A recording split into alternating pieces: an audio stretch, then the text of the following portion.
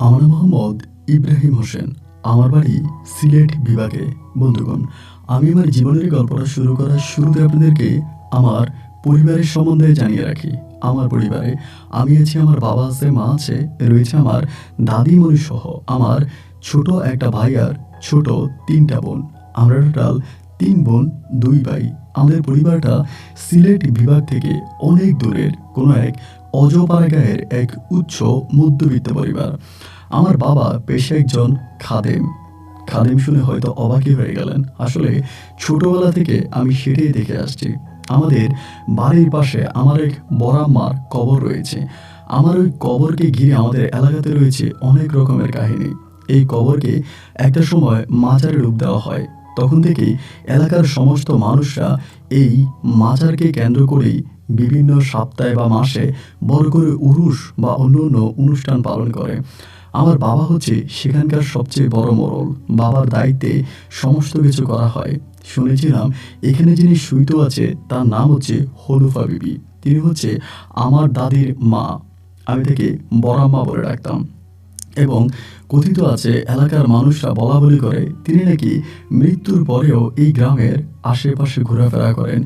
অনেকেই তাকে বিভিন্ন জায়গায় হাঁটতে, ঘুরতে বা বসে থাকতে দেখেছেন। অনেকেই বলে থাকে এই গ্রামের কোনো বাচ্চা যদি অসুস্থ হয় এবং কোনো চিকিৎসায় যদি বাচ্চাকে শেফা না আনা যায়, তবে যদি এই হনুফার নামে বাচ্চার বুকে ৩টা ফু দেওয়া হয় তবে নাকি বাচ্চা সুস্থ হয়ে যায়। এমনটাই বলা বলি করতো এলাকার মানুষরা। এই কথাটাই আমি খুব ছোটবেলা থেকে দেখে আসতাম। আমাদের পরিবারের প্রত্যেকটা মানুষই মাজার প্রেমী ছিল। এই হনুফা বিবির মাজারকে কেন্দ্র করে আমাদের পুরো গ্রামের মানুষের আয় ইনকাম চলতো। দেখা যায় সাপ্তাহিক যে পরিমাণের গরু, ছাগল, হাঁস, মুরগি সহ বিভিন্ন ধরনের গৃহপালিত পশু মানুষ এই মাজারে দান করত, তা বিক্রি করে গ্রামের মানুষরা বেশ ভালোই চলতো। তাদের আর এক্সট্রা কোনো কামাই রুজির প্রয়োজন হতো না।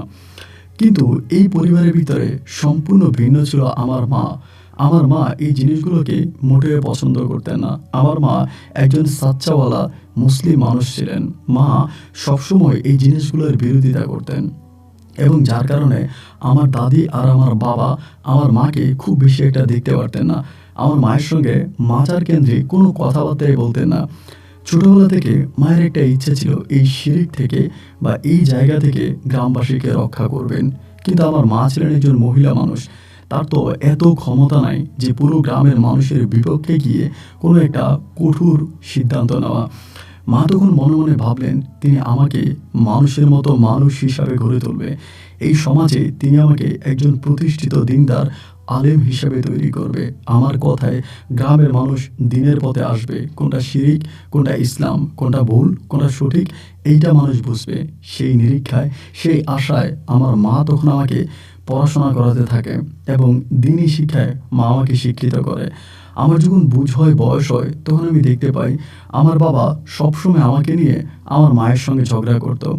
আমার মাকে বারবার বলতো, তুমি কেন ইব্রাহিমকে মাদ্রাসায় পাঠাও, তুমি কেন ওরে পড়াশোনা করাও, এসব করার তো কোনো প্রয়োজন নাই। আমি হচ্ছি এই মাজারের মানে হনুফা বিবির মাজারের বড় খাদেম। আমার ছেলে তারপরে আমার দায়িত্ব পালন করবে। আমার মৃত্যুর পর আমার ছেলে মাজার দেখাশোনা করবে।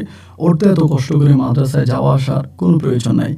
কিন্তু আমার মায়ের বুকের ভিতর যেই কথাটা লুকিয়েছিল, আমার মা সহজে তা প্রকাশ করেনি। মা ভেবেছিল আস্তে আস্তে আস্তে আস্তে করে আমাকে এমন একটা পর্যায়ে নিয়ে যাবে, ঠিক আমাকে দিয়েই আমার মা বোম ফাটাবে। এরকম করতে করতে আমি একটা সময় আপনার দাখিল পরীক্ষা দিই এবং দাখিল পাশ করি। পাশ করার পরে আমার মা তখনও কোনো কিছু বলতো না। কিন্তু ভাই বিশ্বাস করেন, আমার কাছে ভীষণ খারাপ লাগতো। সকালে উঠে হিন্দু বাড়ির মতো দেখতাম। হিন্দুরা যেরকম ডাকডোল পিটে সকালে পূজা আয়োজন করতো, ঠিক তেমনি আমি দেখতাম আমাদের গ্রামের তথা বিশেষ করে আমাদের বাড়ির আমার বাবা এবং যারা আছে ময়মুরব্বী, এরা সবাই এই হনুফা বিবির মাজারের আশেপাশে ঢোল বাদ্য বাজাতো এবং তাদের ইচ্ছা মানে তাদের চিন্তা ভাবনা ছিল হনুফা বিবি এখনও জীবিত আছে। তাই তো এই ঢোল আর বাদ্যের মাধ্যমে হনুফা বিবি নৃত্য করে বা তিনি মনের শান্তি পায়। এই আশাই বা এই ভুয়া চিন্তা ভাবনা করেই তারা ঢোল আর বাদ্য বাজাতো। আমার এই জিনিসগুলো খুব খারাপ লাগতো এবং একটা সময় একদিন সকালবেলা আমার ভীষণ রাগ উঠে যায় এবং রাগ উঠে গেলে পরে আমি ওই মাজারের কাছে গিয়ে আমার বাবা এবং আমার দাদির সঙ্গে খুব খারাপ ব্যবহার করতে শুরু করি। আমি বলি, একটা মানুষ মারা গিয়েছে, তাকে কেন্দ্র করে তোমরা কেন এরকম রমরমার ব্যবসা শুরু করে দিয়েছো? মানুষটা মারা গিয়েছে, সে কি দোজখে আছে না বেহেশতে আছে তাই তো আমরা জানি না। তার হাত ধরে কিভাবে আমরা বেহেশতে যাব? এটা কেমন কথা? এগুলা বলাতে আমার দাদি বেশ ক্ষেপে যায়। আমি এই কথাগুলো বলাতেই দাদি তখন আমার মাকে গালাগালি করতে শুরু করে। আমার বাবাকে বলে, তোর বউ আমার এই নাতিটাকে একটা অমানুষ তৈরি করেছে। তোর বউয়ের কারণে একদিন হনুফা বিবির অভিশাপে এই পরিবারটা ধ্বংস হয়ে যাবে। আমার বাবা আমার দাদির কথা শোনা মাত্রই আমার মায়ের সঙ্গে গিয়ে দুর্ব্যবহার, খারাপ ব্যবহার শুরু করে। আমার মাকে মুখ থেকে যা আসছে আমার বাবা তাই বলে গালাগালি করতেছে। মা চোখের পানি ঝরিয়ে ঝরিয়ে কাঁদতেছে। আমি কি করব ঠিক বুঝতে পারতেছিলাম না। তখন আমার সেই বয়স হয়নি যে গোটা পরিবারের সাথে ফাইট করা। আমি মাকে বললাম, মা কেন তার এরকম করতেছে? আমি কি কিছু করব? মা আমাকে বলে, অনেক কিছুই করবি, তবে সেই করার সময়টা এখনো হয়নি। তোকে আরও ধৈর্য ধারণ করতে হবে, আরও আস্তে আস্তে সামনের দিকে অগ্রসর হতে হবে। সময় হলে আমি তোকে নিজেই বলবো। আপাতত এখন আর কোনো ঝামেলা করিস না। মায়ের ওই কথা শুনে আমি সেই মুহূর্তে মোটামুটি শান্ত হয়ে গেলাম। আমি তারপরও দেখতাম সকাল বিকাল দুপুর মিলিয়ে এখানে ধর্মের নামে এক অন্যরকম শিরিক করা হতো, এবং প্রতি মাসে উরুসের নামে যা হতো ভাই, তা তো আর বলে বোঝাতে পারবো না। এই করতে করতে একটা সময় আমি আস্তে আস্তে করে বিভিন্ন জায়গায় ওয়াজ মাহফিল করতে শুরু করি। আমি এই জায়গায় ওই জায়গায়, এই গ্রাম ওই গ্রাম, বিভিন্ন গ্রামে ওয়াজ মাহফিল করি।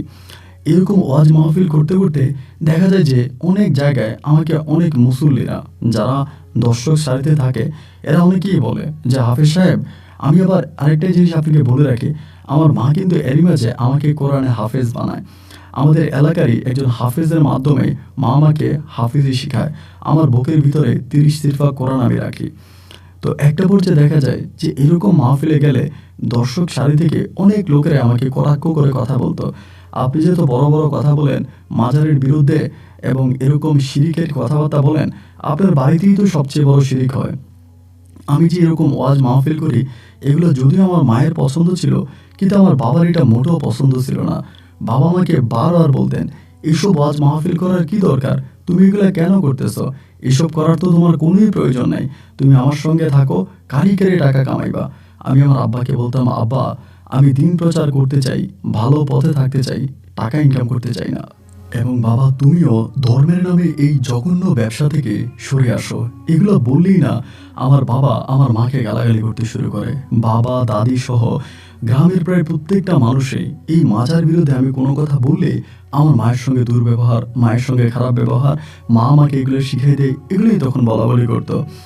কি আর করব, এই জিনিসগুলো দেখতে দেখতে আমি আস্তে আস্তে করে সময় কাটাচ্ছিলাম। এমন করতে করতে আমি তখন প্রায় আপনার একজন ভালো মানের টাইটেল পাস মাওলানা হয়ে যাই। ইতিমধ্যে বহু বছর কেটে যায় এবং দিন যত সামনের দিকে পার হচ্ছিল, এই হনুফা বিবির মাজারকে ঘিরে আরও অনেক জল্পনা কল্পনা, কথাবার্তা, রীতিনীতি সহ অনেক কিছু বাড়তে থাকে। কেউ কিন্তু এ থেকে সরে আসে না। দিনের পর দিন এই মাজারে শিরিকের পরিমাণে বাড়তেছে।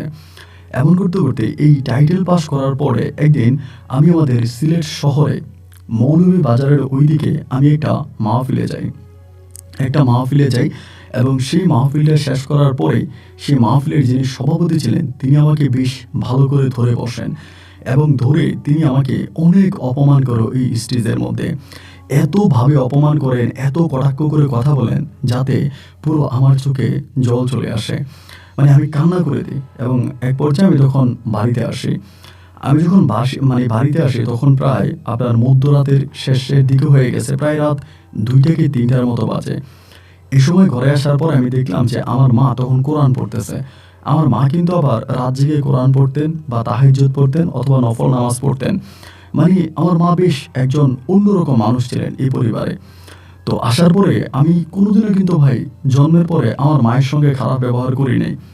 এই প্রথমে আমি ওর মায়ের সঙ্গে একটু দুর্ব্যবহারই করি।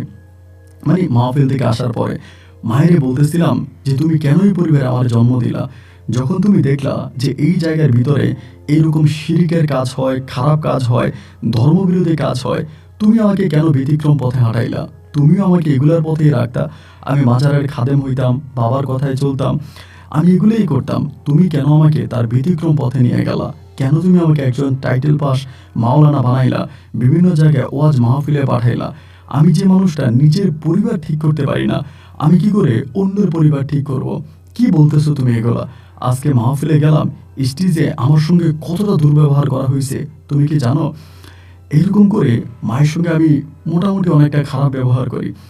এবং মা তখন আমারে বলতেছিল, আমি কি করব? আমি তো তোরে মানুষের মতো মানুষ হিসাবে গড়ে তুলেছি, যেন এই হনুফা বিবির মাজার আমার বাড়িতে থাকতে না পারে। মায়ের ওই কথা শুনে আমি তখন বললাম যে ঠিক আছে, হনুফা বিবির মাজার আর এই বাড়ির মধ্যে থাকতে পারবে না। আমার জীবন থাকতে আমি হনুফা বিবির মাজার আর এখানে রাখবো না। আমার মা বলে, শোন, মাথা গরম করিস না, মাথা গরম করিস না বাবা, ঠান্ডা হ, ঠান্ডা হ। তখন পর্যন্ত কিন্তু এই হনুফা বিবির মাজারে ওই ব্যবসা চলতে আছে। বিভিন্ন ধরনের খারাপ নেশা করা থেকে শুরু করে অনেক ধরনের কাজ ওখানে চলতেছে। আমি উত্তম মধ্যম না বুঝে একটা লাঠি নিলাম এবং লাঠিটা হাতে নিয়ে ঘর থেকে বের হয়ে সোজা হনুফা বিবির মাজারে চলে গেছি। এবং সেই মাজারে যাওয়ার পরে সামনে যারে পাইছে তারে পিটাইছি, সামনে যারে পাইছি তারাই পিটাইছি। এবং পিটাইতে পিটাইতে একটা সময় যে মাজারের যে মেইন গেট দিয়ে ভিতরে ঢুকে ওই হনুফা বিবির কবরের উপরে তারা যে জিনিস টিনিস রেখেছিল এগুলোকে মারতে শুরু করে, ভাঙতে শুরু করি। এমন করতে করতে ফজর আজান দিয়ে ফেলে। আমার আব্বা ওই দিন কোথায় জানি গিয়েছিল, আব্বা এমন সময় বাড়িতে আসে। আব্বা কিন্তু ওই রাতে বাড়ি ছিল না। আব্বা এসে দেখে এই ঘটনা, কেউ আমার ধরে রাখতে পারে না, আমার কেউ থামাইতে পারতেছে না। এবং আব্বা এসে তখন আমাকে জড়িয়ে ধরে। আমি তখন আব্বারও মানতেছি না যে আমি এটা ভেঙেই ফেলবো, আমার বাড়ির ভিতরে এই ধরনের কুসংস্কার আর থাকতে পারবে না। এই দস্তাদস্তির একটা পর্যায়ে আমি তখন আমার আব্বারে ধাক্কা দিয়ে বসি। এবং আব্বারে ধাক্কা দিয়ে বসা মাত্রই আব্বা তখন কী করে, পাশে থেকে একটা লাঠি নেয়। তো আমি কিন্তু আব্বারে ধাক্কা দিয়ে আব্বা লাঠিটা নিয়ে পিছন থেকে এসে আমার মাথায় খুব জোরে একটা বাড়ি মারে। এবং মাথায় বাড়ি মারার সঙ্গে সঙ্গে আমি জায়গার ভিতরে ঢুলে পড়ে যাই। জায়গার ভিতরে ঢুকে আমি জ্ঞান হারিয়ে ফেলি। জ্ঞান হারিয়ে ফেলার পরেই আমার আর কোনো স্মৃতি, আর কোনো মেমোরি মনে নাই। এবার আমাকে সবাই দরাদরি করে নিয়ে হসপিটালে নিয়ে যায় এবং আমার মাথার মধ্যে 6টা সেলাই লাগে, এমনভাবে আমাকে মারে। এবং সেলাইগুলো করে আমি দীর্ঘদিন ওই আপনার হসপিটালে ছিলাম। হসপিটাল থেকে বাড়ি আসার পরে আমি সিদ্ধান্ত নিয়েছি যে আমি বাড়িতে আর থাকবো না, আমি বাড়ি থেকে চলে যাব। যে বাড়ির মধ্যে এই ধরনের কাজ হয়, আমি বাড়িতে থাকবো না, আমি এখান থেকে চলে যাব। আমার মা তখন আমারে বুঝাচ্ছিল যে না বাবা, পাগলামি করিস না, তুই চলে গেলে তো যা তাই হবে। তোর তো আমি এত কষ্ট করে কোলে পিঠে করে মানুষ করেছিলাম এই মাজার থেকে এই খারাপ কাজগুলো দূর করার জন্য, এইটাকে ভালো একটা মাজার হিসেবে তৈরি করার জন্য, এবং এই জিনিসগুলো থেকে মানুষকে বোঝানোর জন্য যে কবরে এই ধরনের কাজ করা ঠিক না, কবরে সেজদা দেওয়া, ঢোল তবলা বাজানো বা এসব করা ঠিক না। এটা তোর তো আমি এই জন্যই দিনই লাইনে শিক্ষা দিয়েছিলাম, তুই যদি চলে যাস তাহলে কে বাঁচাবে এই সমাজকে, কে বাঁচাবে এই গ্রামকে। মায়ের কথা শুনে সেদিন আমি গেলাম না, না গিয়ে বাড়ির মধ্যে থেকে গেলাম। বাড়িতে আসার প্রায় 2 থেকে 3 দিন পরে আমার ভাই এমন জ্বর উঠে, কাঁপুনি দিয়ে এমন জ্বর উঠে, আমি প্রায় মরে যাওয়ার মতো অবস্থা। কাঁপুনি দিয়ে জ্বর উঠলে মনে হয় যেন আমি মারা যাব, এরকম একটা অবস্থা। আমি তখন বড় বড় ডাক্তারদের কাছে নিয়ে যাওয়া হয়। আমার সিলেট বিভাগেই বড় বড় ডাক্তার দেখানো হয়। আমাদের পরিবারে কিন্তু কোনো অভাব ছিল না। মাজারে যে টাকা পাইতাম, পরিবার একেবারে রাজার হাওলাতেই চলতো। আমি আপনাকে সত্যি কথা বলি, আমি যদি এই মাজারকে ধরে রাখতাম তাহলে আজকে সিলেট শহরে আমার 2 থেকে 3টা বাড়ি থাকতো, আমি কোটি টাকার মালিক থাকতাম। কিন্তু আমি এটার পক্ষে ছিলাম না। এবং না থাকার পরে দেখা যায় যে এই আমার জ্বর উঠে, জ্বরে জ্বরে জ্বরে জ্বরে আমি মরে যাচ্ছিলাম। কেন এত জ্বর কোনোভাবেই বুঝতে পারি না। ডাক্তার, কবিরাজ, কত কিছু আমাকে দেখানো হচ্ছে, কিন্তু তাতে আর কোনোভাবে কোনো কাজ হচ্ছে না। দিন যত সামনের দিকে যাচ্ছে আমার শরীরের কন্ডিশন ঠিক ততটাই খারাপ হতেছে। আমি খাইতে পারি না, ঘুমাইতে পারি না, এবং যত ডাক্তার দেখাইতেছে, যত কবিরাজ দেখাইতেছে, কোনো কিছুতেই কোনো কাজ হয় না। এক সময় আমার দাদি এসে আমার হাত ধরে আমারে বলতেছে, হাফিজ ইব্রাহিম হোসেন, একটা কাজ কর, তুই আমার মায়ের কবরে আয়, তুই আমার মায়ের মাজারে আয়। আমার মায়ের মাজারে যদি আসিস তাহলে তোর জ্বর ভালো হয়ে যাবে। আমার মায়ের মাজারে এসে একটা সেজদা দে, এই সেজদাতে তোর শরীরের সমস্ত পাপ ধুয়ে মুছে সাফ হয়ে যাবে। আমি সোজা সাপটা আমার দাদিরে বললাম, দাদি এটা তুমি কি বলতেছো? আমি এটা জীবনেও করতে পারবো না, আমি এটা জীবনেও করতে পারবো না, আমার দ্বারা এটা কোনোভাবেই সম্ভব না। আমি সেই মাজারে গিয়ে যাবো, সেজদা দিব। আমি সারা জীবন মাজারের সেজদার বিরুদ্ধে কথা বলেছি, এখন আমি এটার পক্ষে নিয়ে আমি এই কাজ কখনোই করতে পারবো না। দাদি আমাকে যতই বুঝাইলো, যতই হাতে পায়ে ধরলো যে না, আমি দাদির আর কোনো কথাই শুনলাম না। না শুনে আমার অবস্থা আরও খারাপ হইতেছে। আমি শুকাইতে শুকাইতে শুকাইতে শুকাইতে মনে হয় যেন আমার হাড্ডিগুলোকে 1টা 2টা 3টা করে কাউন্ট করা যাবে। একেবারে একদম শুকিয়ে হাড্ডি হয়ে গেছি। মানে বুঝতে পারতেছিলাম না যে কেন এরকমটা হচ্ছে। আমি তো আমার জানা মতে আমার ভিতরে যে দিনী শিক্ষা আছে সেটার মতে আমি কোনো খারাপ কাজ করিনি। আমি যেটা করেছি সেটা নিতান্তই একটা ভালো কাজ করেছি। মানুষকে বুঝিয়েছি যে এইটা মূলত ইসলাম নয়। ইসলাম কোনটা আমি সেটা বোঝানোর চেষ্টা করছি। কিন্তু দেখলাম কোনোভাবেই ভাই কোনো কাজ হচ্ছে না। আমার মানে আমি একেবারে মরার উপক্রম হয়ে গেছি।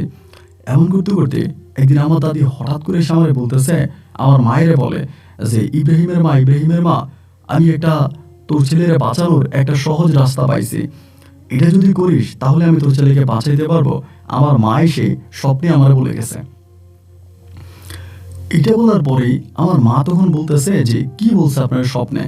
বলে স্বপ্নে আমারে একটা মেয়ে সন্তান দিছে, ওই মেয়েটারে যদি আমরা ইব্রাহিমকে বিয়ে করাই তাহলে ইব্রাহিমের জ্বর থেকে মুক্তি পাবে, সে ভালো হয়ে যাবে। তা মায়ের মন তো বুঝেন, আমার মা তো মানে আমাকে অনেক ভালোবাসতো। মানে একটা সন্তানকে আমি জীবনে এতটা ভালোবাসতে দেখি নাই কোনো মা। আমার মা আমাকে যতটা ভালোবাসে। দাদির ওই কথা শোনা মাত্রই আমার মা সঙ্গে সঙ্গে রাজি হয়ে গেল। সঙ্গে সঙ্গে রাজি হয়ে গেল, কারণ মা দেখতেছে যে আমি ছটপট করে মারা যাইতেছি। আমার শরীরের সমস্ত রক্ত শুকিয়ে যাচ্ছে, আমি খাবার খেতে পারি না, হাড্ডি বেরিয়ে গেছে, ঠিকমতো শক্তি নাই শরীরে কথা বলার মতো। এমন অবস্থা যেহেতু হয়ে গেছে, আমার মা তখন আর ডান বাও চিন্তা না করে সোজা সাপটা আমার দাদির কথা মেনে নিল যে সত্যি আপনি যা বলেন আমি তাই করব, যদি আল্লাহ আমার ছেলেকে এটা থেকে বাঁচায়। মা এসে তখন আমারে বলতেছে, আমার তখন মানে খাট থেকে উঠার মতো শক্তি শরীরে নাই, আমি খাটের মধ্যে শুয়ে আছি। আমার এসে মা বলতেছে যে ইব্রাহিম, এমন এমন ঘটনা তোর দাদি তো এটা বলতেছে। আমি আমার মায়েরে বললাম, মা তুমি দাদির কথা শুনে এরকম কাজ করো না। আল্লাহ হয়তো আমাকে একটা পরীক্ষায় ফেলছে। এটা হয়তো আমার একটা দিনই পরীক্ষা। এই পরীক্ষা আমাকে পাশ করতেই হবে মা। আমি যদি আল্লাহ যদি এভাবে আমার মৃত্যু লিখে রাখে তাহলে আমার এভাবেই মৃত্যু হবে। তুমি যতই চেষ্টা করো আমাকে তুমি কোনোভাবেই বাঁচাতে পারবে না। আর আল্লাহ যদি এটা আমাকে একটা পরীক্ষার মধ্যে ফেলে, আমি এই পরীক্ষায় পাশ করবোই করবো মা। তুমি উল্টাপাল্টা কোনো সিদ্ধান্ত নিও না। আমার মা তো ওই বরাবরের মতো কান্নাকাটি করতেছে। কান্নাকাটি করতেছে, আমার হাতে ধরতেছে, পায়ে ধরতেছে, ইব্রাহিম রে তোর কিছু হয়ে গেলে তো মা বাঁচবো না, তোরে আমি সন্তানদের মাঝে সবচেয়ে বেশি আদর করি, ভালোবাসি। এটা কিন্তু সত্যি, আমার ছোট ভাই বোনগুলোর তুলনায় আমার মা কিন্তু আমার ভীষণ রকমের ভালোবাসে। এই তো মা কান্নাকাটি শুরু করছে, ওই মেয়েটার তুই বিয়ে কর, তো দাদির নাকি তার মায়ের স্বপ্নে দেখাইছে ওই মেয়েটারে বিয়ে করলে তুই ভালো হয়ে যাবি, এই মেয়েটারে বিয়ে করলে তুই ভালো হয়ে যাবি, তুই মেয়েটারে বিয়ে কর। আমি তখন বরাবর মতো বলতেছি যে না, তোমরা যাই বলো যেটাই বলো, আমি বিয়ে শাদী এই মুহূর্তে মানে আমার দাদির কথায় বিয়ে করবো না। আমার মায়ের আমি বললাম যে তুমি যদি আমার বিয়ে করানোর ইচ্ছা হয় তাহলে দেখে শুনে একটা মেয়ে দেখে আমার বিয়ে দিয়ে দাও, মানে আমাকে বিয়ে করাতে আমি বিয়ে করব, আমার কোনো আপত্তি নেই। কিন্তু এই বুড়ি তার মায়ের কথা শুই না কোন জায়গা থেকে কোন নারী আমার জন্য নিয়ে আসবে, আমি এটাতে বিয়ে করতে পারবো না। মানে সোজা সাপটা আমি এটা বলছি। আমার মা হাতে ধরে পায়ে ধরে কান্নাকাটি করে। তখন মায়ের এই কান্নাকাটি দেখলাম, আমি একটা সময় মোটামুটি রাজি হয়ে গেছি। আর আমার শরীরের কন্ডিশনও তো ভালো না। যাই হোক, একটা পর্যায়ে তখন আমাকে বিয়ে করানো হয় এবং আমার বউয়ের নাম ছিল শাহেদা আক্তার। আমি খুব অসুস্থ শরীর নিয়ে তখন বিয়ে করতে যাই। শাহেদা আক্তারকে বিয়ে করার পরেই কিছুদিনের মাথায় আলহামদুলিল্লাহ আমার আস্তে আস্তে করে শারীরিক পরিবর্তন ঘটতেছে। আমি ভাত খেতে পারতাম না, ঘুমাইতে পারতাম না এবং জ্বরে হাড় কাঁপুনি জ্বর আমার আসতো। কিন্তু এই শাহেদাকে বিয়ে করার পরে আস্তে আস্তে করে আমার এই জিনিসগুলো একটু একটু করে কাটতে শুরু করে। তো গ্রাম বাংলার একটা কথা আছে, একে তো নাচনি বুড়ি, তার উপরে ঢোলের বাড়ি। এমনিতেই তো সবাই এই মাজারকে মাথায় করে রাখতেছে, মাজার নিয়ে এত সব ঘটনা রটনা সব এটার মধ্যে। তার উপরে যখন আবার আমার সঙ্গে এরকম একটা ঘটনা ঘটে গেল, এই মাজার ভাঙার পরে আমি অসুস্থ হলাম। এরপর আমার দাদিকে স্বপ্নে দেখালো, দাদির স্বপ্নে দেখা কন্যাকে বিয়ে করলাম, এখন আমার জ্বর ভালো হয়ে গেছে। এখন তো মানুষ আরও পাইছে, আয় হায় হায়, এবার মানুষ আরও বেশি লাইন ধরতেছে মাজারে।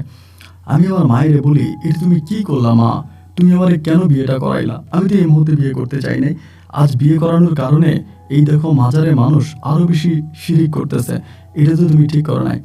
আমার মা তখন আমারে বলতেছে, বাবারে জীবন বাঁচানো ফরজ, যদি এই নারীকে বিয়ে করলে তোর জীবন বাঁচে, আমি একটা ফরজ কাজ করছি, তুই মায়েরে দোষ দিস না। আমি মায়েরে বললাম, তো কী লাভ হইল মা, এটা তুমি কেন করলা? আমি আর ওই মাজারের বিরোধিতা করতে পারি না। এইভাবে সময়গুলো কাটতে কাটতে যেহেতু আমার বড় মা আমার দাদির মা আমার দাদির স্বপ্নে দেখাইছে শাহেদার বিয়ে করার জন্য। এবার তো শাহেদা হয়ে গেছে বড় মুরিদ, আমার বউ হচ্ছে বড় মুরিদ। এবার দেখা যায় তারা আমার বউয়েরে এই মাজারে বসাইয়া ফুলের মালা গলায় দিয়াইয়া তারে পূজা শুরু করছে। কারণ সে স্বপ্নের মাধ্যমে আমার পরিবারে আসছে, আমার দাদির মা স্বপ্নে দেখাইছে।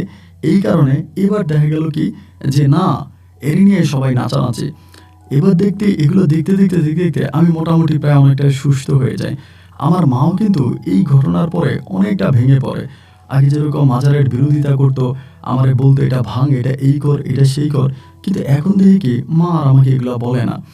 মা আমারে একটা কথায় সান্ত্বনা দেয়, যেটা চলতেছে এটাই চলক, তুই তোর পথে থাক, এরা এদের পথে থাক। তো এক ঘরের ভিতরে তো আসলে এইভাবে হতে পারে না, তারা মাজার পূজা করবে, আমি মাজারের বিরোধিতা করব, এইভাবে তো কাটতে পারে না। আমি সব মাজারের কথা বলি না ভাই, যেগুলো খারাপ মাজার, যেখানে শিরিক হয়, গাঁজা সেবন করা হয় এবং বিভিন্ন ধরনের খারাপ কাজ করা হয়, আমি সেই সমস্ত মাজারের কথা বলি। এবং আমার দৃষ্টিতে আমাদের মাজারটা ঠিক এরকমই ছিল। আমি তখন বললাম যে না, এটা আমি এখানে করতে দিব না। এই আমার বউ তখন এখানে যায় পড়ে আছে, নাচানাচি করতেছে, ঢোল তাবলা বাজাইতেছে এবং টাকা দিতেছে মানুষ, হাঁস মুরগি গরু ছাগল যে যার মতো করে দিয়ে যাচ্ছে। এই জিনিসগুলো দেখতে দেখতে দেখতে দেখতে আমি আমার বউ শাহেদারে অনেক বুঝাইতাম যে শাহেদা, এটা ভালো না, ইসলামের ভিতরে এই জিনিসগুলো নাই যেগুলো আমার পরিবারে হচ্ছে বা আমার পরিবারের মানুষরা করতেছে। তুমি একটা কাজ করো, তুমি এসব থেকে ফিরে আসো, এসব তুমি করবা না, তুমি ভালো হয়ে যাও, এসব করো না। কিন্তু আমি কাকে বোঝাই? আমি যতই এই আমার বউ শাহেদারে বোঝাই, শাহেদা কোনোভাবে আমার বুঝ মাথায় নিতে রাজি না। ওই কি করে সবার মতো করে একইভাবে ওই মাজারে যায় এবং বিশেষ করে ওই তখন মাজারের বড় মুরিদ, ওই মাজারের সামনে বসে, এরই সবাই একরকম পূজা করে, ওর কথাই সবাই তখন শুনতেছে। রাগে ক্ষোভে তখন মায়ের উপরেও রাগ, আমার বউর উপরেও রাগ, পরিবারের মানুষের উপরে তো রাগেই। এই চিন্তা ভাবনা করে আমি একটা সময় বাড়ি থেকে বেরিয়ে গেলাম যে আমি এই বাড়িতে থাকবো না। আমার কাছে মনে হচ্ছিল কি তখন ভাই, আমার বাড়িটা একটা হিন্দু বাড়ি, আমি একটা হিন্দু পরিবারে আছি। কারণ সকালে সূর্য ওঠার সঙ্গে সঙ্গে অন্য বাড়িতে কোরআন তালাওয়াতের শব্দ শোনা যায়, আমার বাড়িতে ঢোলের বাদ্য, তো এটা কেমন মুসলিম বাড়ি, আমি আর এই বাড়িতে থাকবো না। রাগে ক্ষোভে আমি তখন করলাম কি, এই জগৎ সংসার বাড়িঘর সব কিছু ছেড়ে আমি চলে গেছি। চলে যাওয়ার পরে আমার এক ওস্তাদের মাধ্যমে আমি এখন একটা মাদ্রাসায় তখন শিক্ষকতা করতে শুরু করি, আমাদের সিলেট এলাকার একটা মাদ্রাসায় চলে যাই। সেই মাদ্রাসায় তখন আমি শিক্ষকতা করি এবং মাঝে মাঝে তখন বিভিন্ন জায়গায় যাই, ওয়াজ করি, মাহফিল করি এবং এইভাবে তখন দিনের পথে চলাফেরা করি। এইভাবে আমি তখন চলতেছি। আমার বাবা মা থেকে শুরু করে দাদি বা যারা আছে আমার ভাই বোন, ছোট ভাই বোন, এরা সবাই আমার মসজিদে আসে, আমার মাদ্রাসায় আসে, আইসা আমারে বুঝায়, ভাইয়া চলেন। আমার দাদি বলে, ভাইরে চল, সবাই আমাকে বুঝাইতে আছে। কিন্তু আমার কথা হচ্ছে আমি আর ফিরবো না, আমি আর সেই পরিবারে ফিরবো না যেই পরিবারের এমন নোংরামি আমি আমার দু চোখে দেখে আসছি। এই পরিবারে আমি আর যাবোই না। তো যাচ্ছি না, সবাই বুঝাইতে আছে। এমন করতে করতে কিছুদিন নয়, প্রায় বছর 2 কেটে গেছে।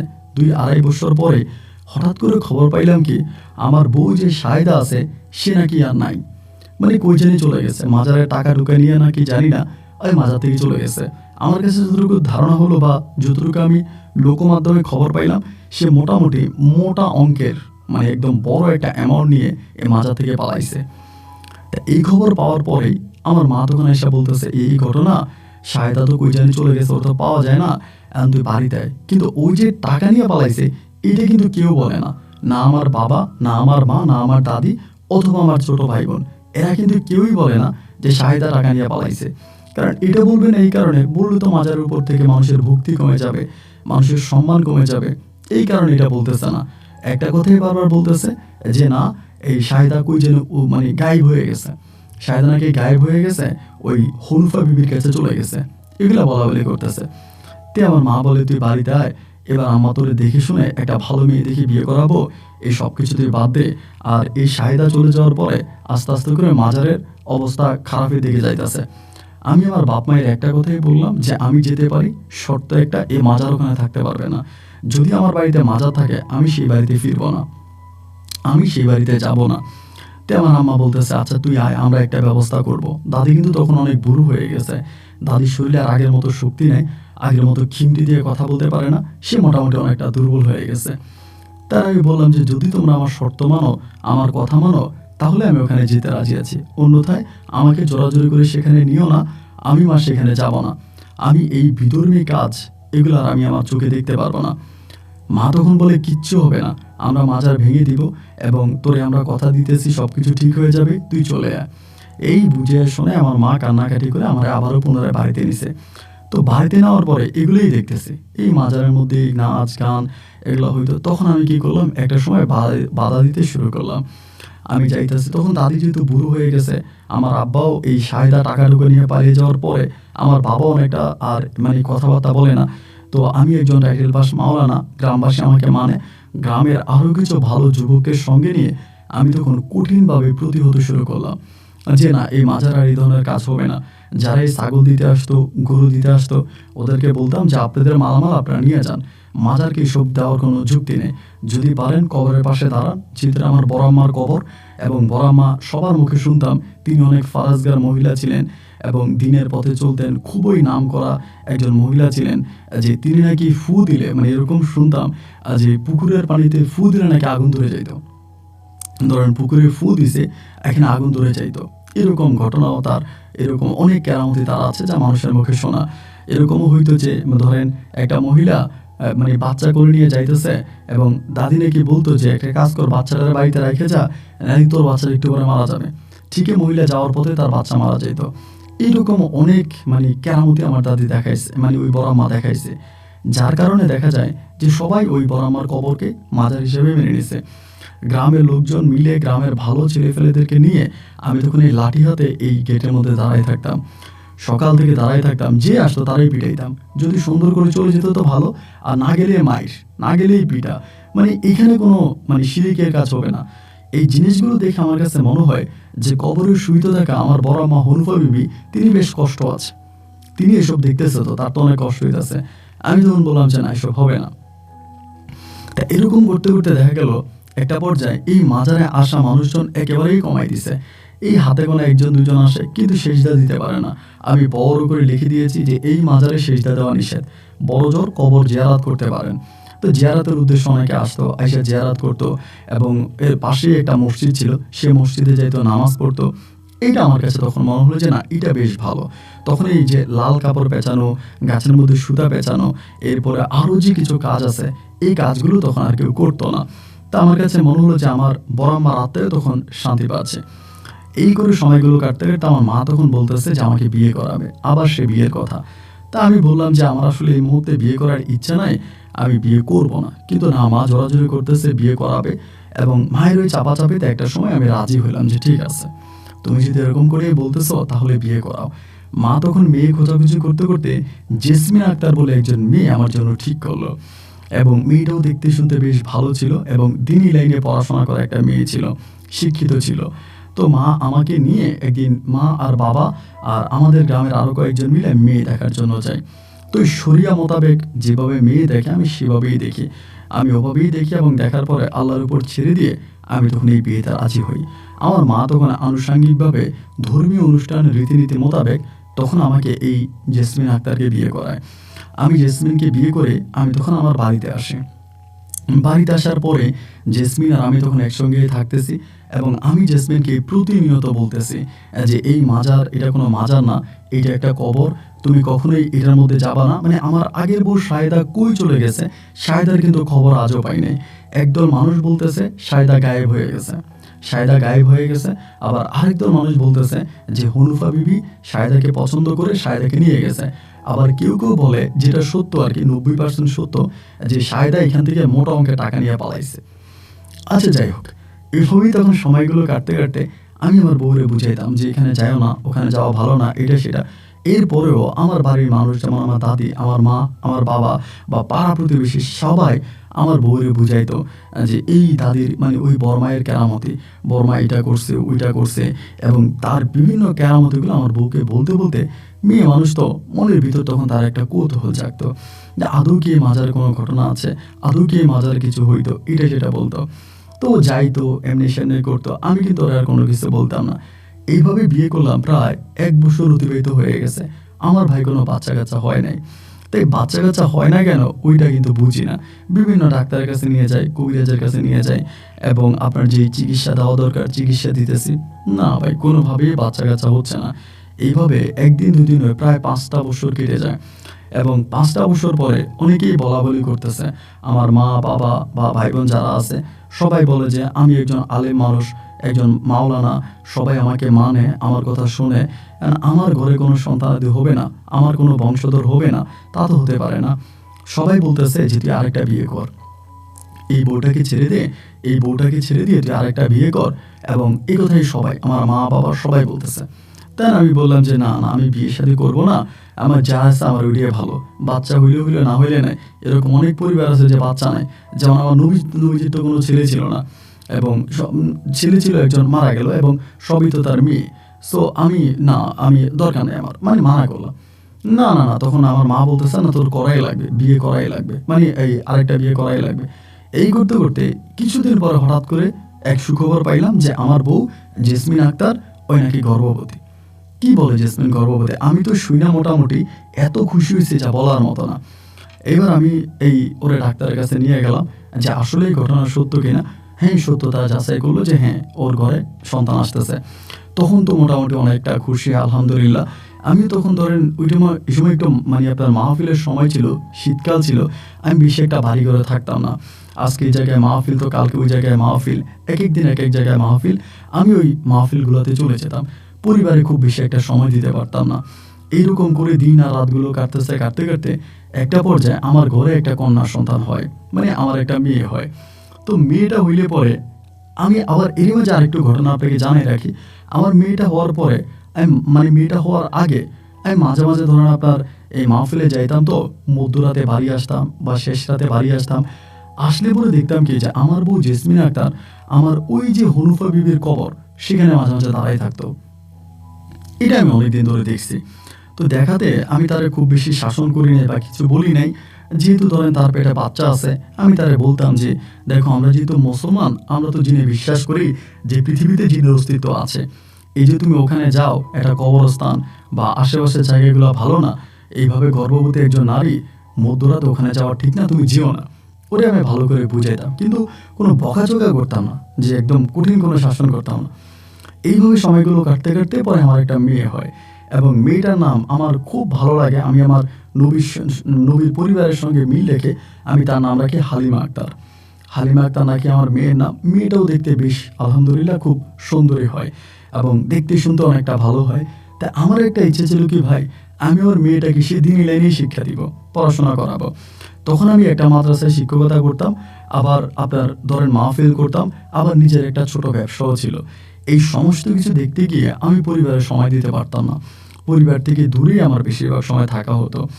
এইভাবে আমার মেয়েটার বয়স প্রায় আপনার 5 থেকে 6 মাসের কাছাকাছি।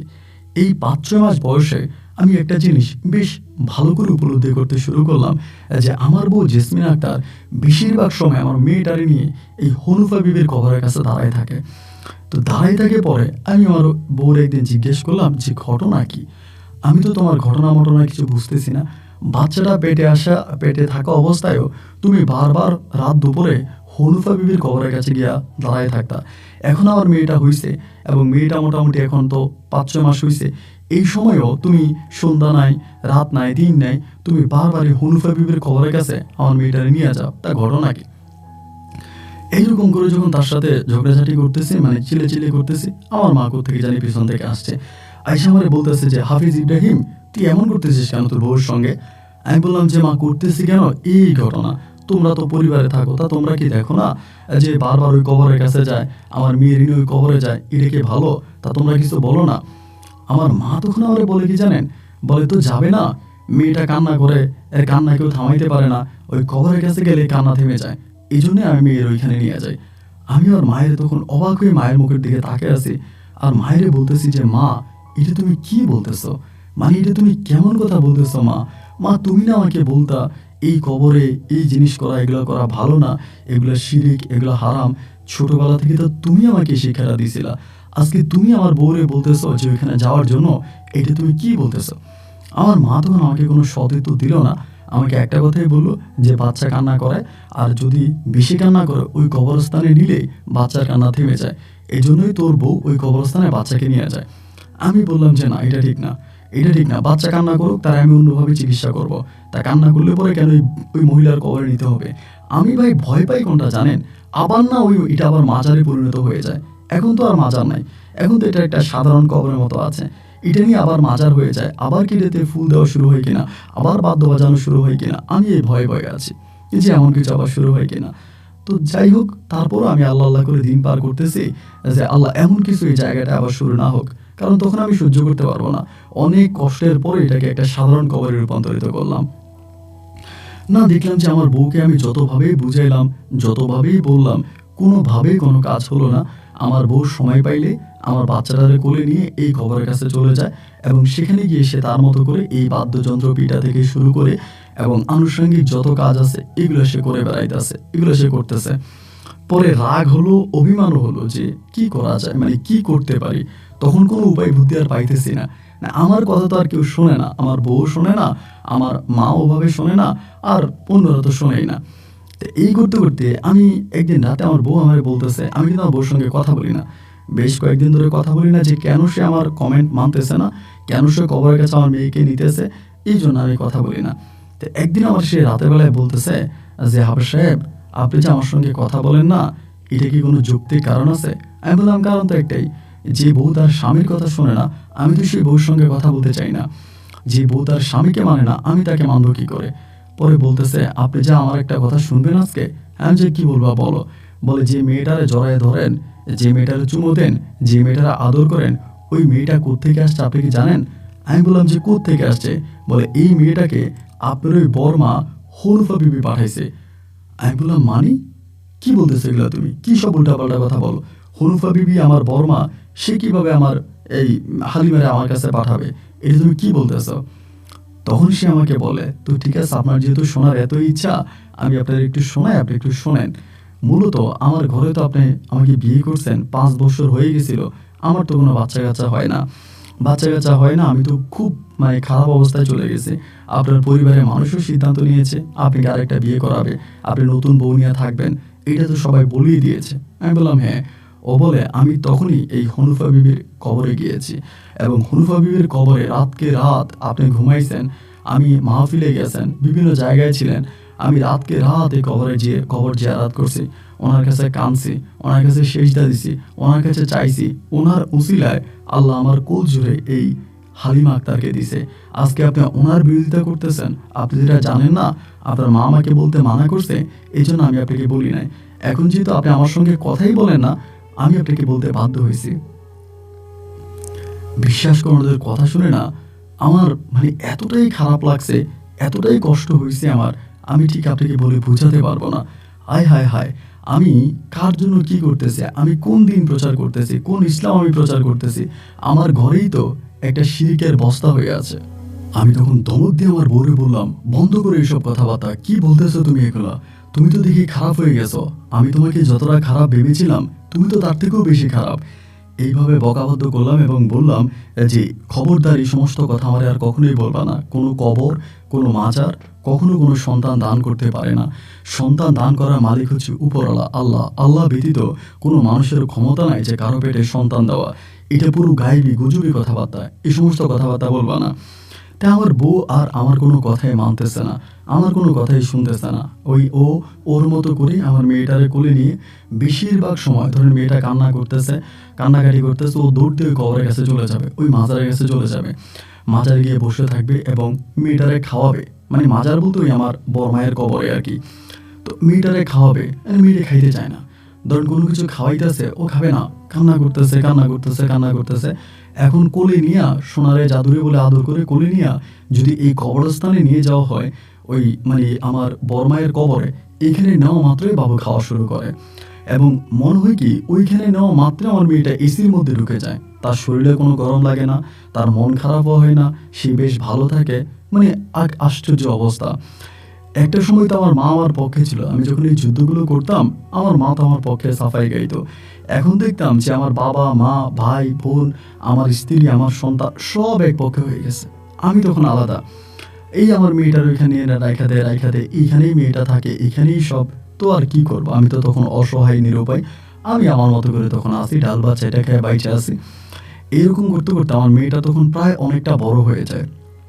অনেকটা বড় হয়ে যাওয়ার পরে আমার মেয়েটা তখন কথা বলে। আস্তে, আস্তে, আস্তে, আস্তে মেয়েদের মুখে কথা ফুটে না, এরকম করে কথা বলে, কথা বলে। আমার বউ করে কি, ওরে ওই খেলনা দিয়া ওই আমার বড়মায়ের কবরের কাছে বসায় দিয়া রাখে। ওইখানে বইসা বইসা ও খেলে, ওইখানে বইসা বইসা ও খায় এবং রাত হলে পরে সেখান থেকে ওরে আনে। এরকম করে, করে আমার মেয়েটার সঙ্গে তখন আমার একটা দূরত্ব সৃষ্টি হয়ে যায়, একটা দূরত্ব হয়ে যায়। এমন করতে, করতে একটা সময় খবর পাইলাম কি, আমার মেয়েরে যদি জিজ্ঞেস করা হয় যে তোমার নাম কি? মেয়ে নাকি বলে যে হনফা বিবি। এগুলো বলে।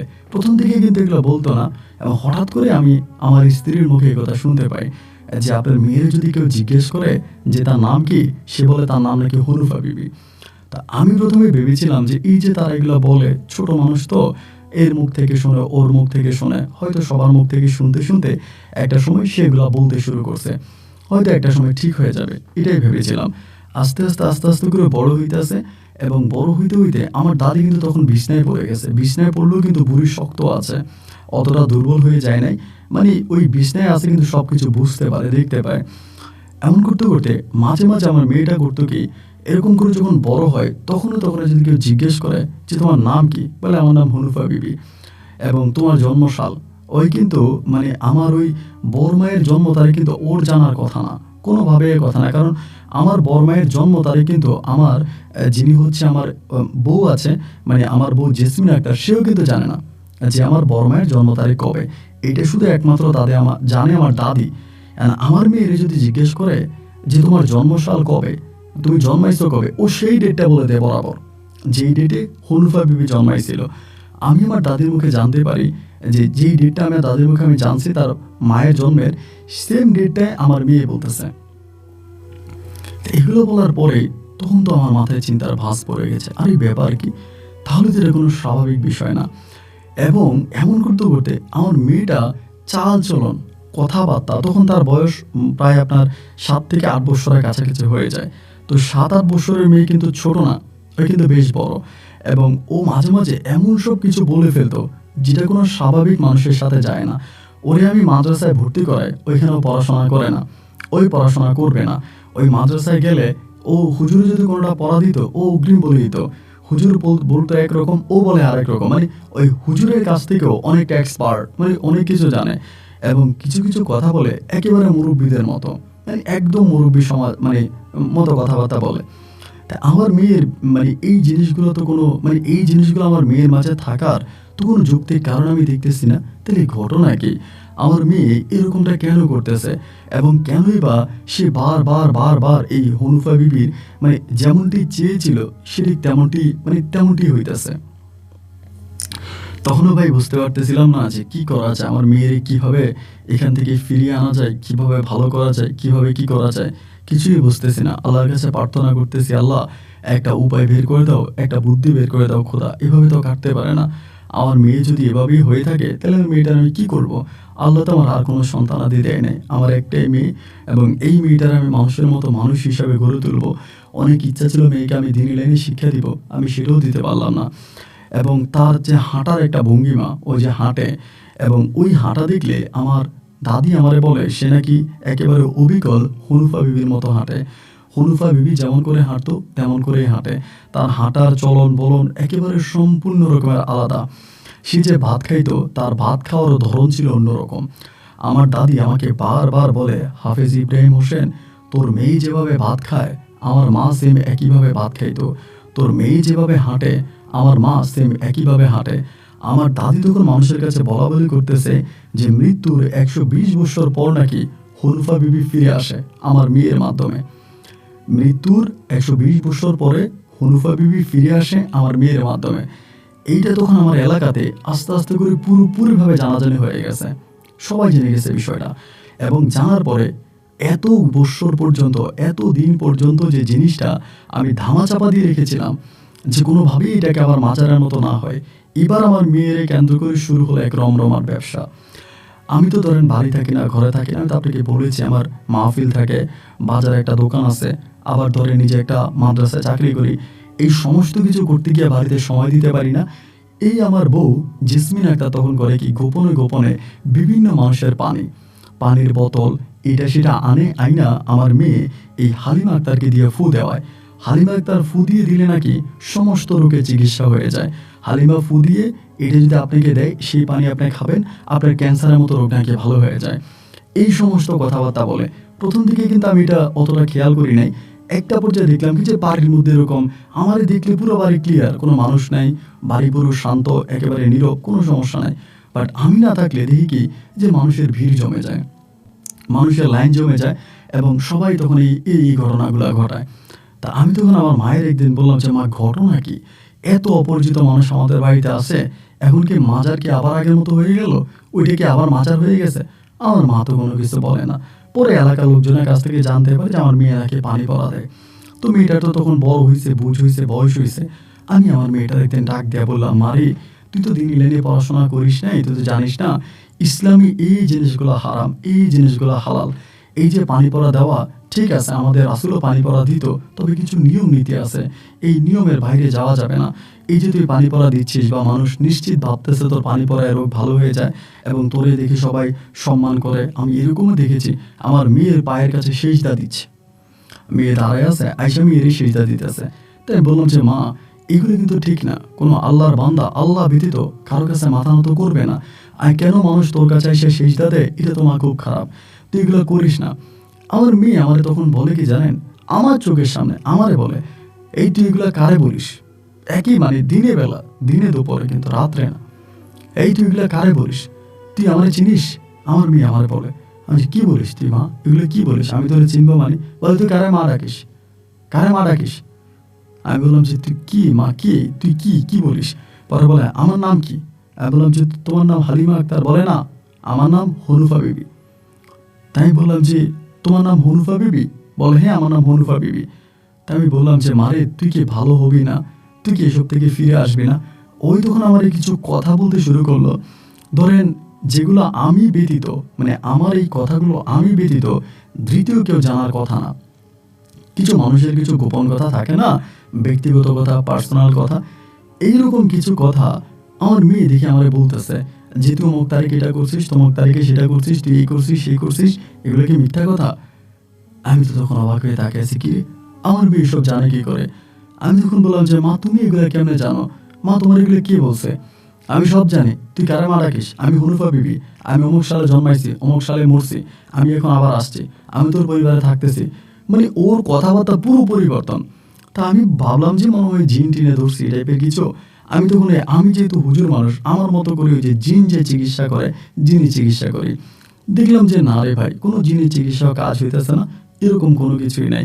পরে আমি অন্য বড় হুজুর নিয়ে আসি, যারা কবিরাজ, যাদেরকে বলা চলে বা তান্ত্রিক এই টাইপের, ইনাদেরকে এনে আমার মেয়েকে দেখে, তারাও বলতেছে যে না আমার মেয়ের সঙ্গে কোনো জিন নেই। তাহলে আমার মেয়ে এগুলো বলে কেন? আবার এইভাবেই সে আমার গোপন কথাগুলো বলতে পারে কিভাবে? যদি তার সঙ্গে জিন না থাকবে তাহলে তো সেগুলো বলার কথা না। জিন তো তার সঙ্গে আছেই, সবাই বলে যে না কোনো জিন নেই, ওই খুব স্বাভাবিক, তাহলে এগুলো কেন বলে? পুরো এলাকা, পুরো দেশ, পুরো জাতির সবার কাছে তখন একটাই কথা, যে মৃত্যুর 120 বছর পর হনুফা বিবি তার পরিবারে ফিরে আসছে। কার মাধ্যমে? এই আমার মেয়ে হালিমা আক্তারের মাধ্যমে। আমার বউ ভাই তখন হচ্ছে কি আমার মেয়ের সাফাই কাটতেছে, আমার মা আমার মেয়ের সাফাই গায়, মানে সবাই তখন আমার মেয়ের নিয়ে এই আলোলে দোললে 120 বছর পর হনুফা আবার আসছে আমার মেয়ের কাছে। আমার মেয়ের মাধ্যমে আমার মেয়ে এমন সব কথা বলে দিতে পারে যেগুলো আপনার কল্পনাকেও হার মানাবে। এমন সব কথা বলতেছে, মানে আমার মায়ের বলতেছে যে এটা করেন এমনি হয়, ও যা বলে তাই হইতেছে। এইবার আমার মেয়ের নিয়ে আবারও সেই ব্যবসা, যে ব্যবসা বন্ধ করার জন্য আমি এত চেষ্টা করলাম, এত কিছু করলাম, আবারও সেই ব্যবসা শুরু হয়ে গেল। এবার আমাকে অতিক্রম করে, আমাকে ওভারটেক করে আমার বউ, আমার মা, আমার পরিবারের বাকি মানুষরা, ছোট ভাই বোনেরা মিলে আমার মেয়ে এই হালিমা আক্তারকে ওইখানে বসাই দিছে, এই জায়গার মধ্যে বসাই দিয়েছে, মানে আমার ওই বড় মায়ের কবরের ওইখানে। সেম যেভাবে একটা সময় আমার বউ মানে ওই যে শাহেদার কথা আপনার মনে আছে কিনা, শাহেদাকে নিয়ে যেরকম ব্যবসা শুরু করছিল, শাহেদাকে নিয়ে বসাই ওরে ফুলের মালা দিয়া ওরে বউ সাজাইয়া ওরে নিয়ে নাচতো গাইতো নৃত্য করতো এগুলা করতো, সেম একইভাবে আমার মেয়েকে নিয়ে শুরু করছে।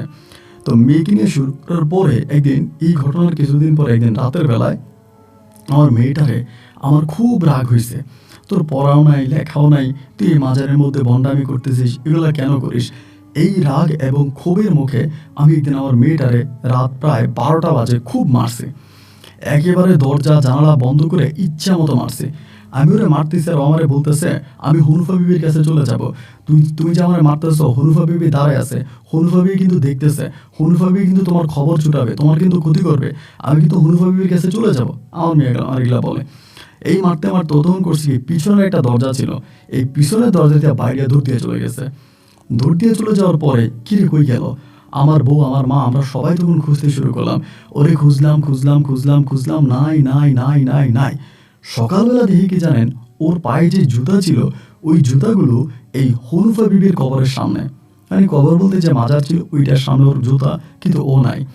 তো এটার একটাই গেট, যে দিক দিয়ে ঢুকে ওই দিক দিয়ে বাড়িতে হয়।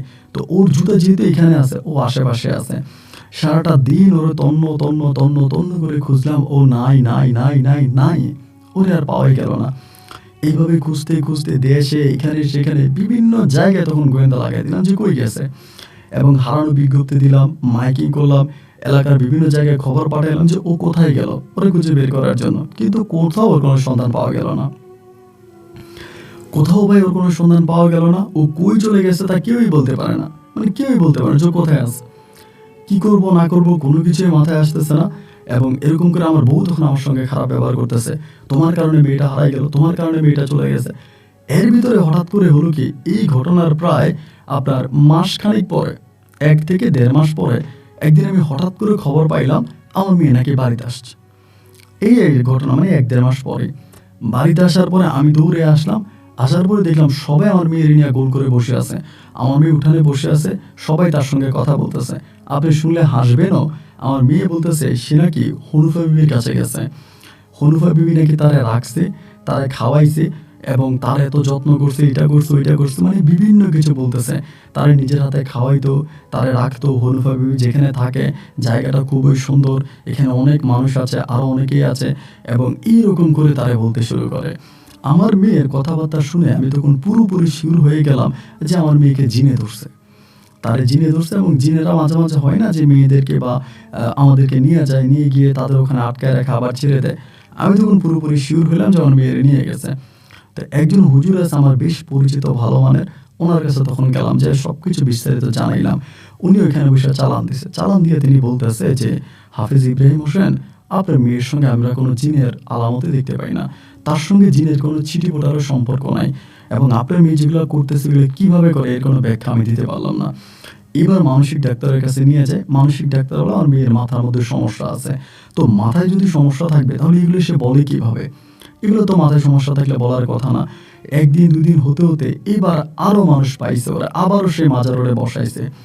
মাজারে বসাইয়া এই শুরু করলো তারা নিয়ে আবারও ব্যবসা, মানে সেম শাহেদার মতো। আমি তখন আর তার ধারে কাছেও যেতে পারি না। তার কাছে গেলে সে আমারে, মানে আমার মায়ে ধরে, আমারে বাপে ধরে, আমারে গ্রামবাসী আমারে ধরে, ওই মেয়ের কাছে আর আমারে যাইতে দেয় না। তখন তারা চারপাশে আপনার ওয়াল উঠাইয়া, দেওয়াল উঠাইয়া, আপনার প্লাস্টিক টাঙায়, উপরে টিন দিয়া এক রমরমার ব্যবসা শুরু করে দিছে।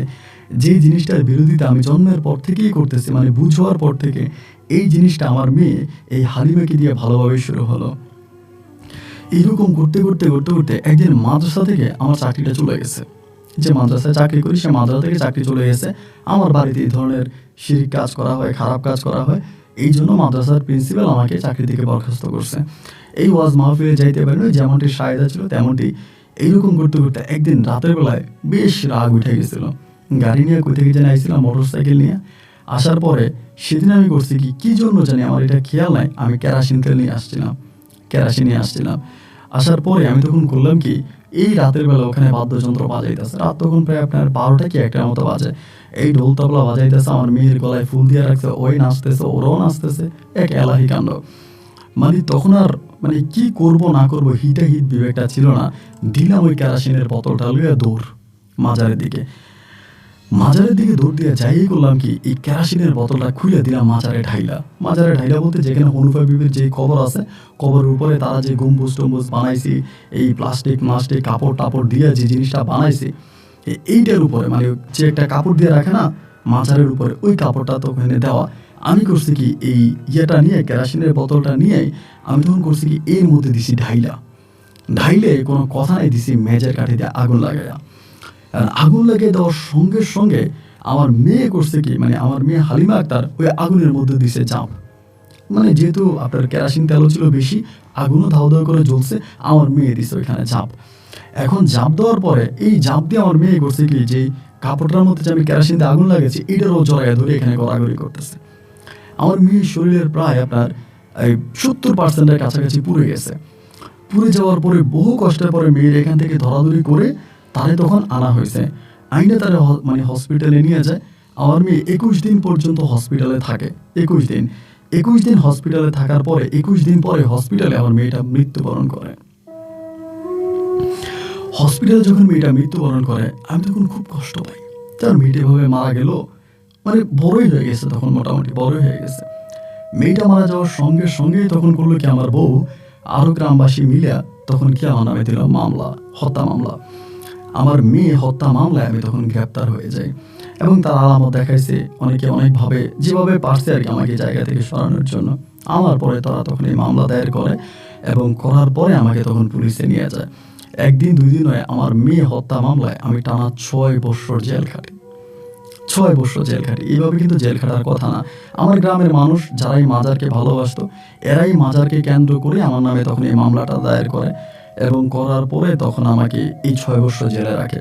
আমি 6 বছর জেলে থাকি এবং 6 বছর জেল থেকে বেরোয়ার পরে আমি তখন এলাকার যে সচেতন নাগরিক আছে, যারা প্রশাসনিক লেভেলে আছে, ক্ষমতায় আছে, চেয়ারম্যান মেম্বার থেকে বিভিন্ন মানুষদেরকে নিয়ে আমি তখন একটা দল গঠন করি। সেই দল গঠন করে বহু কষ্টের পরে আরও 1 থেকে 1.5 বছর সাধনা করে আমি এই মাজার পরিপূর্ণভাবে ভেঙে আমার যেই হনুফা বিবির কবরটা ছিল সেই কবরটাই আমরা এখান থেকে সরিয়ে অন্যত্র দিয়ে ফেলি। তো আলহামদুলিল্লাহ সবশেষ এখন সব কিছুই প্রায় ঠিক আছে, কিন্তু এখনও মাঝে মাঝে 2-1 লোককে আমরা দেখতে পাই এই হনুফা বিবির কবরের মাটিটা আমরা যেখানে ফেলেছি এখানে গিয়ে বিভিন্ন ধরনের কাজ করতে। তো আমি আপনার গল্পগুলো অনেক দিন ধরে শুনি। আমার মেয়ে মারা যাওয়ার পর আমার স্ত্রী আমাকে ছেড়ে চলে যায়, জেসমিন আক্তার ছেড়ে চলে যায়। পর থেকে আমার বিয়ে শাদী করিনি, এখনও আমি একাকিত্ব জীবনযাপন করি এবং এখন আমার অনেক বয়সও হয়েছে। মাঝে মাঝে ওয়াজ মাহফিলে যাই, ওয়াজ মাহফিল করি এবং আপনার বাজারে ব্যবসা আছে, ব্যবসা দেখাশোনা করি। আমার যদিও বিয়ে করার জন্য অনেকেই বলছে, আমি বিয়ের শাদী করি নাই। আমার মা মরল, বাপ মরল এবং আমার দাদি তো মারাই গেছে, আমার মেয়েটাও মারা গেল, স্ত্রী আমাকে ছেড়ে চলে গেল। দেখ মানবতার জীবনযাপন এখন করতেছি, কিন্তু মনে কোনো কষ্ট নাই। গভীর রাতে উঠে আল্লাহর ধ্যানে মগ্ন থাকি, তাহাজ্জুদ পড়ি, নামাজ কালাম পড়ি, ভালোভাবে আছি, ভালো লাগে।